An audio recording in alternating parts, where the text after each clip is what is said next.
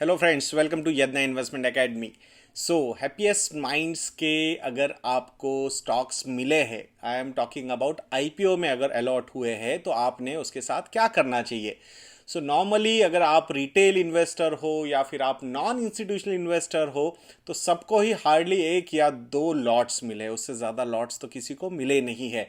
सो अगर वो particular allocation आपके पूरे टोटल नेटवर्थ पे सही में कुछ मटेरियल इम्पैक्ट दे रहा होगा तो आप कंटिन्यू कर सकते हो। अगर आपको लगता है कि नहीं भाई, मैंने तो सिर्फ और सिर्फ लिस्टिंग गेन के लिए ही इस स्टॉक में पैसा डाला था, तो आप उसमें से कंप्लीटली निकल सकते हो। अगर आपको लगता है कि भाई नहीं, आने वाले समय में यानी कि नेक्स्ट 3 5 साल 10 सालों में ये बिजनेस बहुत ज़्यादा ग्रो हो सकता है, तो फिर आप इस पर्टिकुलर कंपनी के साथ कंटिन्यू रख सकते हो।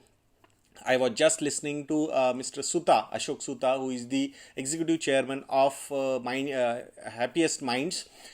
तो वहाँ पे मतलब इतना ज़्यादा इनकरेजिंग मुझे वो इंटरव्यू लगा नहीं कि जिस तरीके से एक यूफोरिया मार्केट ने यहाँ पे क्रिएट किया हुआ है लुकिंग एट देयर बिजनेस की ये कंप्लीटली डिजिटल बिजनेस है। 97% of their business is digital business. और ऐसा तो कुछ है नहीं कि बाकी की ये जो मेन स्ट्रीम आईटी कंपनीज है वो उनके बिजनेसेस में नहीं जा सकती।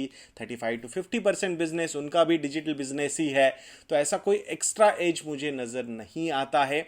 बट यूफोरिया है मार्केट में, तो आप किस टाइप के इन्वेस्टर हो उसके हिसाब से आपने वो कॉल लेना चाहिए। इफ़ यू रियली फील कि आने वाले 5 10 सालों में ये कंपनी बहुत ज़्यादा ग्रो कर सकती है तो फिर आप बने रह सकते हैं। But if you are doubtful about these things, I think list in gain के साथ अपॉर्चुनिटी ख़त्म कर दीजिए और वहाँ से आप निकल सकते हो। That's what I feel. बाकी आप आपके एडवाइज़र को पूछ के वो कॉल ले सकते हो। Thank you. जय हिंद।